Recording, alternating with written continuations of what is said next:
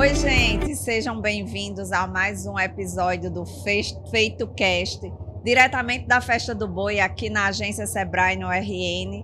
E hoje o nosso papo é sobre ovinocultura, é sobre cordeiro. E para conversar com a gente hoje nós temos Everton Monteiro, que é analista técnico do Sebrae, cuida desse projeto tão de perto. Temos Carlos Henrique, que é médico veterinário e consultor do Sebrae. E temos Vinícius Cartolé, que é produtor e traz o olhar de quem está na lida e no dia a dia sobre essa temática. Boa noite, sejam bem-vindos. Boa noite. Boa noite, Leila. Everton, vamos começar com você conversando sobre um projeto que o Sebrae tem, chamado A Rota do Cordeiro. Então, o que é esse projeto? Qual é o objetivo dele? Vamos lá, Leila. A Rota do Cordeiro ela é uma iniciativa do Ministério do Desenvolvimento Regional, onde alguns anos atrás eles fizeram essa análise em todo o Brasil e detectaram que algumas regiões elas têm mais densidade para poder se produzir algumas culturas.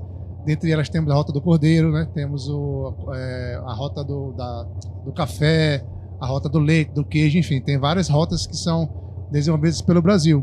E recentemente a Rota do Cordeiro ela foi extinta como Rota do Cordeiro, então ela foi agora pelo Ministério foi desenvolvida para ser a Rota da Ovinocultura e Rota da Caprinocultura, né? Por conta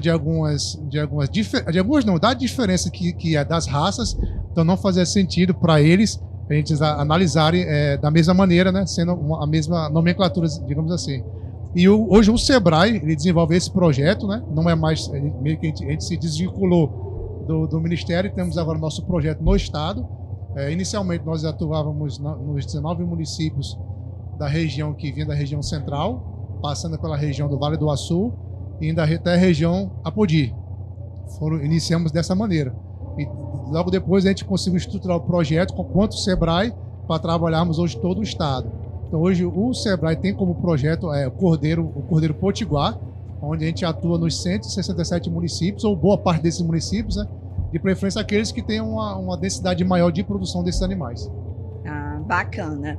E como você vê dentro desse processo a importância, eu digo você e digo vocês também, que atuam no dia a dia, né, com essa produção do ovino, com essa lida do ovino, qual a importância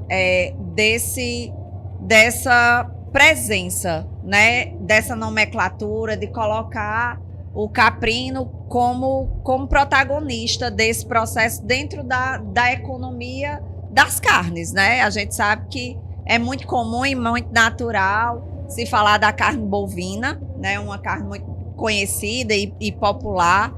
E o ovino, como é que ele entra dentro desse processo? Já existe natural, né? Eu acho que o nosso estado, assim como o interior, ele tem a cultura de comer a carne de ovino e caprino. Tanto que eles denominam a carne de criação, né? Que uns acham errado, outros não.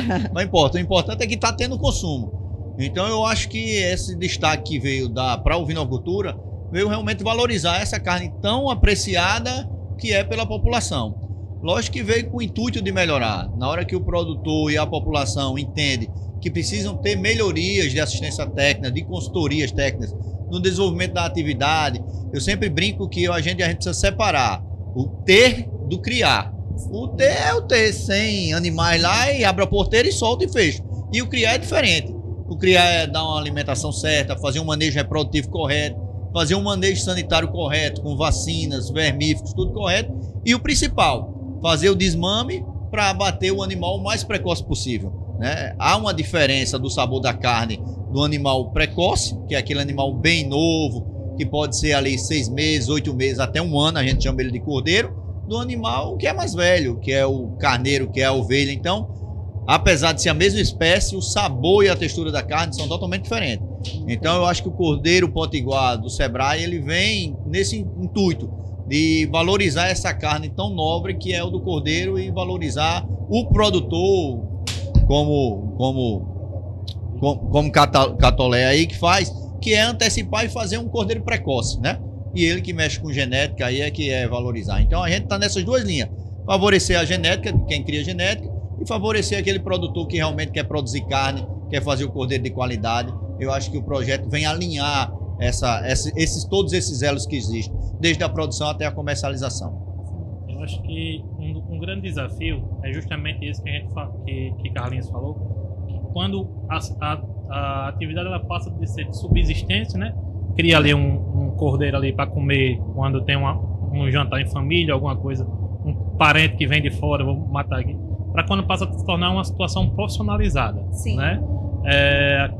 O Brasil hoje importa muita carne de cordeiro, a gente não consegue suprir o mercado brasileiro ainda hoje.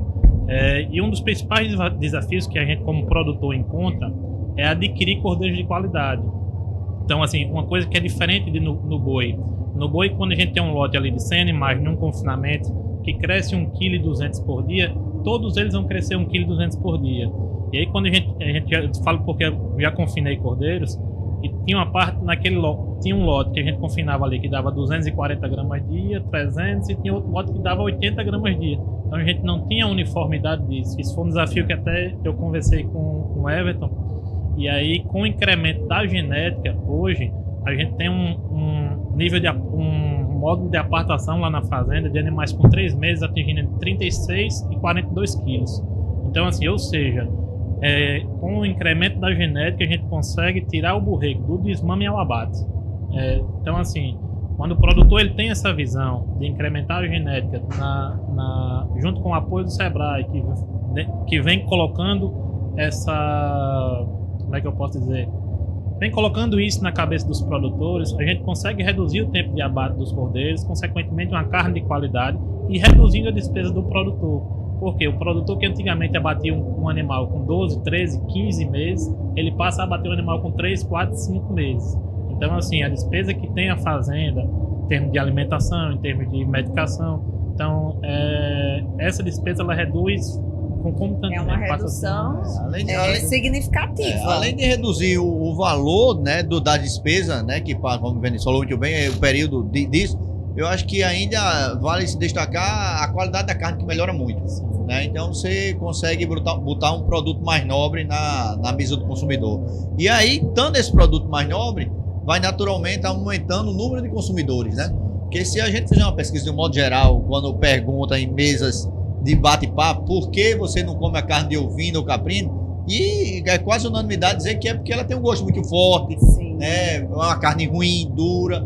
E na verdade, esse indivíduo que tem essa opinião, ele não comeu uma carne de cordeiro. Ele realmente teve a infelicidade. Ele não está errado, né? Ele não está errado. Ele está errado só na denominação. Eu mesmo não comi. Que ele disse que comeu carne de cordeiro. E na verdade, ele comeu uma carne de uma ovelha ou de um reprodutor. Então, você, meu amigo, que não gosta, né, da carne de cordeiro, é porque teste a carne não foi na hora certa. Não foi na hora certa. Teste, né, os produtos feitos de potiguar, que tem as carnes de cordeiro feitas de potiguar, que aí você vai ver que tem uma diferença significativa. Porque eu mesmo não consumia carne porque tinha essa questão do gosto, né?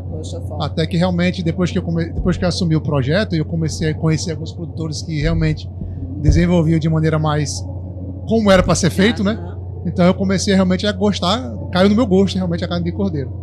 E é uma carne muito saborosa, realmente de fato muito saborosa. Vinícius, enquanto empreendedor da área, qual foi o momento que você decidiu, por que você decidiu criar Ovinos, né? Aonde foi esse movimento e qual foi o mercado que você vislumbrou para começar essa criação?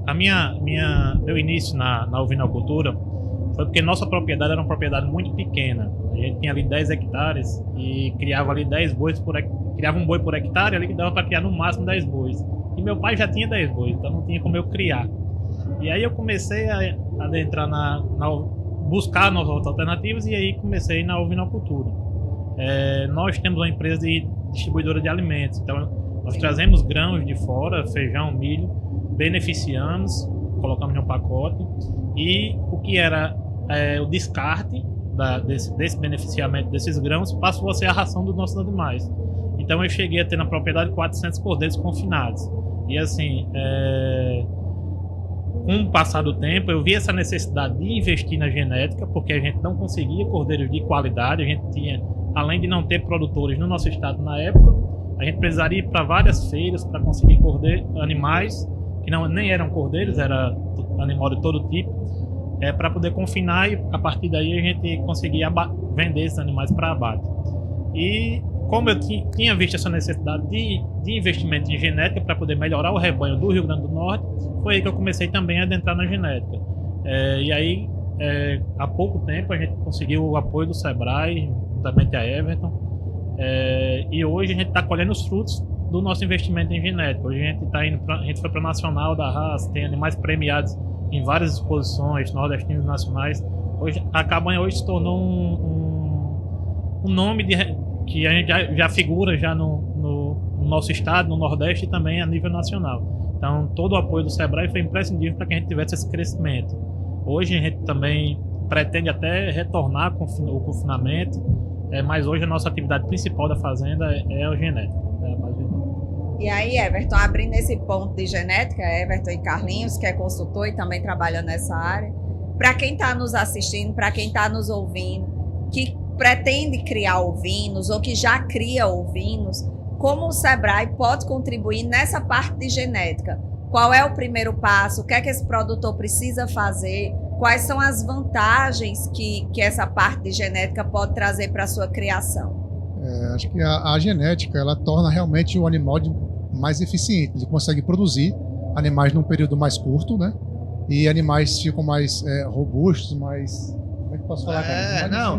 Vai ganhar em tudo, né? Em rudicidade, em ganho de peso, em eficiência. Eu acho que a genética consome menos e tem uma produção mais eficiente. Faz a eficiência. Eu acho que a genética ele vai melhorar o animal em todos os aspectos, a propriedade.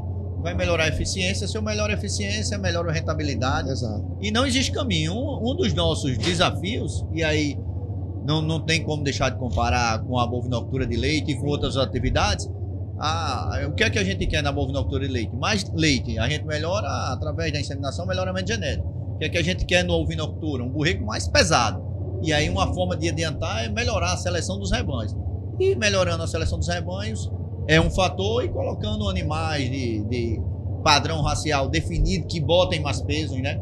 E aí vai fazendo a seleção natural dentro do rebanho, junto com o melhoramento genético, seja através de inseminação, seja através da transferência de embrião, que é o que faz lá. Aí vai ganhando todos. A gente tem uma dificuldade muito grande por isso, porque lá no confinamento de Vinícius tinha animais ganhando 200 gramas e outros 80. Na verdade, porque não tinha um padrão genético, né? Tem uns que eram bons de padrão genético e outros muito ruins, o famoso SRD, sem raça definida. Então, a melhoria genética vai muito favorecer o desenvolvimento da atividade como um todo. Carlinhos, enquanto médico veterinário e Vinícius também enquanto produtor, o que é que vocês entendem que é imprescindível para uma boa criação de ovinos? O que é que não pode faltar? Quais são os primeiros passos? Porque, em geral, o começar é a parte mais difícil. Se você não tem o caminho das pedras, né? Você começa meio que ali na tentativa e erro. E tentativa e erro dentro de uma produção de animais, ela é muito complicada. Então, para quem está nos ouvindo, o que vocês diriam? Eu diria duas coisas básicas. Primeiro, que criar ovino não é a mesma coisa de criar bovino, porque tem muita gente que inicia a atividade pensando que vai criar bovino, e não é. É um animal mais susceptível às doenças, que morre com mais facilidade.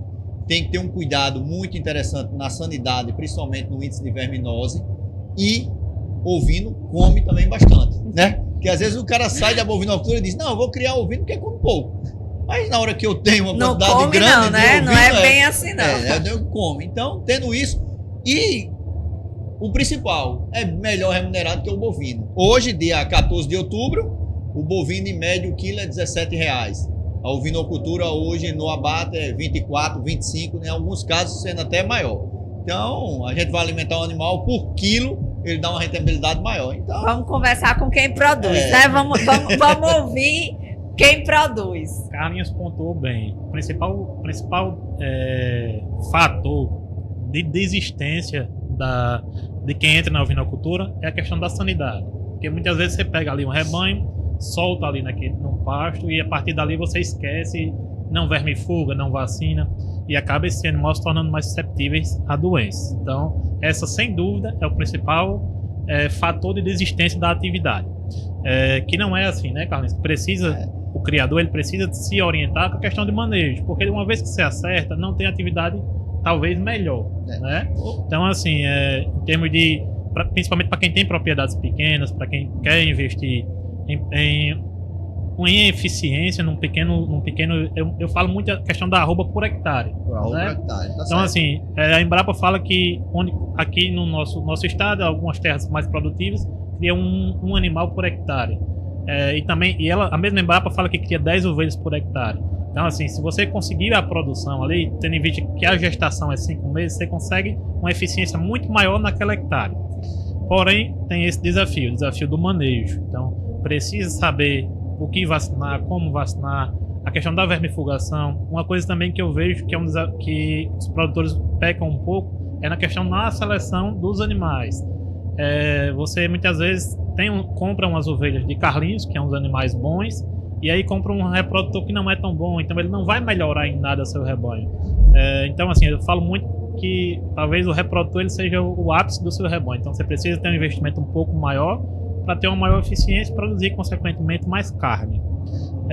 Outro ponto também que a gente precisa ressaltar é a questão da atividade ser profissionalizada, né? Não como subsistência, mas a ovinocultura como atividade profissional. Enxergar um negócio do agro mesmo. Uma das coisas que eu percebo no agro é que, principalmente pequenos produtores, eles têm uma certa dificuldade de enxergar aquilo ali como uma empresa, como um negócio, e gerir de fato e ter toda a parte de gestão como um negócio, que pode dar lucro e pode dar prejuízo. Não, o ovino-caprino ainda é além, né? Porque o pessoal geralmente é a segunda atividade.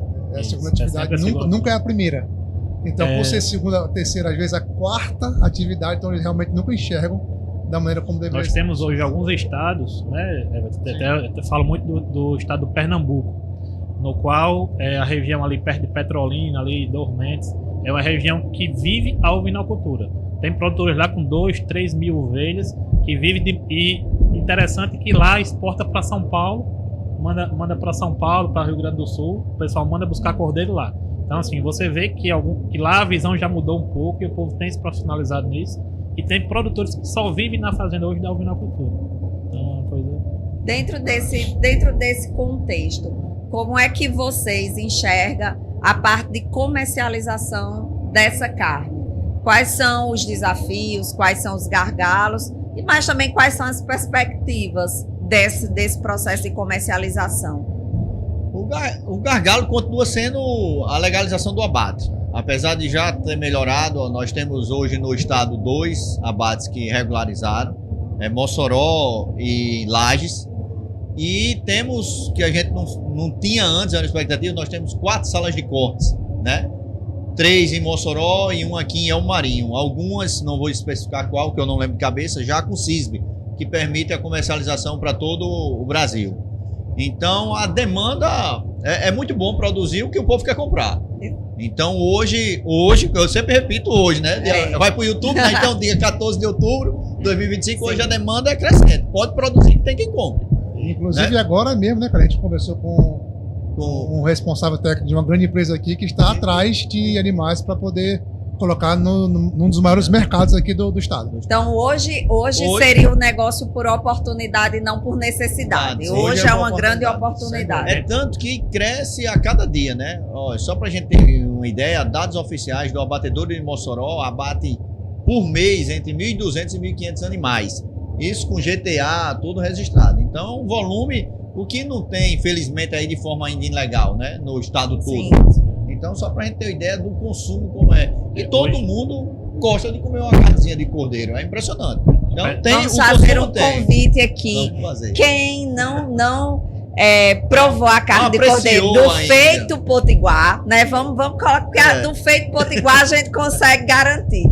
Prove a carne de cordeiro do feito potiguar, que tem o selo do feito potiguar, para você comparar se você realmente não gosta ou se você não apreciou a carne correta, a carne abatida no momento correto. Inclusive, temos 3 grandes empresas, né, que se aderiram ao feito potiguar, então realmente o convite está feito, né, para essas 3 casas. Hoje eu poderia dizer que é um mercado que não consegue suprir necessidade.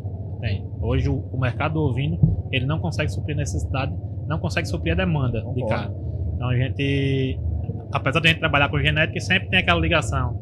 Me consiga aí 200 cordeiros, me consiga aí 300 cordeiros para abate tipo assim, semanal, mensal. Então é um mercado que às vezes a gente tem dificuldade de conseguir esse tipo de animal. Fato, uma grande oportunidade. Vinícius, enquanto produtor, qual a importância da atuação do Sebrae dentro da sua produção? Onde é que você entende, enxerga que o Sebrae realmente chegou, que fez a diferença, até para que outros produtores que ainda não conhecem o Sebrae ou que não se aproximou do Sebrae possa saber o que é que pode trazer de qualidade ou de facilidade para esse negócio do agro? O Sebrae, na minha propriedade, ele foi meio que um divisor de águas. Ele mudou a situação, profissionalizando a minha fazenda. Então a gente hoje é um banco genético, a gente faz transferência de embrião, inseminação artificiais, com o apoio do Sebrae na fazenda. E ele meio que tirou aquela coisa da subsistência e foi incrementando no nosso conhecimento a questão da profissionalização. Então conseguimos trazer profissionais de outros estados para nos dar consultoria, conseguimos trazer profissionais para fazer os protocolos na nossa fazenda. Então hoje, se a gente é referência, a gente deve ao Sebrae. E eu acho que esse é o ponto de atuação principal do Everton no tocante no antigo Rota do Cordeiro, que hoje é Rota Cordeiro Potiguar. Cordeiro Potiguar, que é justamente tentar incrementar no produtor essa ideia de que a ovinocultura é uma área de atuação que você pode sobreviver dela. Então, assim, eu acho que eles têm trabalhado, é um trabalho árduo, né? Eles têm lutado, o Carlinhos também, eu vejo que ele se dedica muito nessa questão da área da ovinocultura, e acho que o que eles podem melhorar e o que eles têm melhorado na questão do Estado é justamente isso, é mudar a cabeça do produtor, fazer com que ele imagine aquela atividade como uma atividade produtiva na sua propriedade. Isso mesmo. Se todo produtor que nós tivemos fosse no perfil de Vinícius, você pode ter certeza que a cadeia da ovinocultura do Estado estava num nível bem elevado, né? O Vinícius ele vem atuando muito forte na parte do melhoramento, ele implementa todas as ações que são propostas, né, pelos nossos técnicos, e os resultados são visíveis, né? O Vinícius aí está com animais que são da mais alta genética do Brasil e sendo premiado aí em todo o Norte e Nordeste, né? Eu acho que isso é um ponto importante para a gente trazer para a mesa, né, Everton? Dizer assim, a instituição está à disposição, Carlinhos é consultor, acompanha de perto esses produtores, mas é uma via de mão dupla. É preciso que as orientações sejam seguidas para que o resultado possa chegar, para que aquilo que foi sonhado, e foi esperado e foi planejado possa ser de fato visto. Com certeza. Inclusive, por exemplo, o nosso projeto ele é desenvolvido através do 70-30, né? O produtor tem um subsídio, então eu costumo dizer que o produtor, então, ele atua 70% na propriedade dele e o Sebrae 30%, para poder realmente ter esse desenvolvimento, esses resultados. Né? Então, realmente, a maior parcela de contribuição ainda é o do produtor que vai pôr ou não em prática, né, o que vem sendo transmitido pelos nossos técnicos, como o Carlinhos e outros demais. Né? Muito obrigada. Assim, acho que foi uma conversa enriquecedora para quem é da área, para quem trabalha com ovino, deixando as portas do Sebrae abertas. Se você é produtor, se você trabalha e ainda não conhece o Sebrae, ainda não conhece a atuação, Everton Monteiro é gestor do projeto, atende todo o estado, pode abrir as portas, o direcionamento. Nós temos a sede em Natal, nós temos escritório em Mossoró, em Açu, em Nova Cruz, em Pau dos Ferros, em Santa Cruz, em Currais Novos, em Caicó. Então, tem sempre um ponto perto de você que pode estar lhe dando apoio. Gostaria de agradecer pelo tempo, pela contribuição de vocês, para que nossos ouvintes possam estar um pouquinho mais próximo desse mundo que é a ovinocultura. Eu é que agradeço, né? Sempre falar de ovino e caprino é uma satisfação, e levar um pouco de conhecimento, ou até mesmo aquele produtor que está em dúvida em que investir, que quer começar no agronegócio, na agricultura familiar. Pense, avalie, desde que seja com responsabilidade e com os pés no chão. É uma atividade bem interessante e vale a pena ser estudada conforme a propriedade dele. Também agradeço Leila pela oportunidade, né? Tanto que quando me fizeram o convite, na mesma hora eu pensei em Carlinhos, nosso técnico e coordenador do Cordeiro do projeto, e na minha mente Vinícius, nosso produtor, né? Não veio outro nome de cara. Então foram esses dois que a gente realmente convidou para participar conosco. Então só agradecer a presença de Carlinhos, de Vinícius e Leila. Obrigado. Só agradecer pela oportunidade de a gente explanar as principais, acho que é um ponto principal da gente falar, a questão principalmente das dificuldades da ovinocultura, e aqui a gente explanou um pouco das soluções, né? Então, quem precisa, quem está pensando em investir, busca o Sebrae. É um ponto de assistência, tem as orientações que você deve seguir e, consequentemente, ter um melhor aproveitamento da sua propriedade. A ovinocultura é um ramo apaixonante. Se entrar, não sai mais. Esse foi mais um FeitoCast, direto da Festa do Boi, aqui na agência Sebrae, no Rio Grande do Norte. Continue nos acompanhando para ter outros temas, outras narrativas que vão estar sentando nessa mesa até o dia 18 de outubro. Tchau, pessoal. Até o próximo FeitoCast.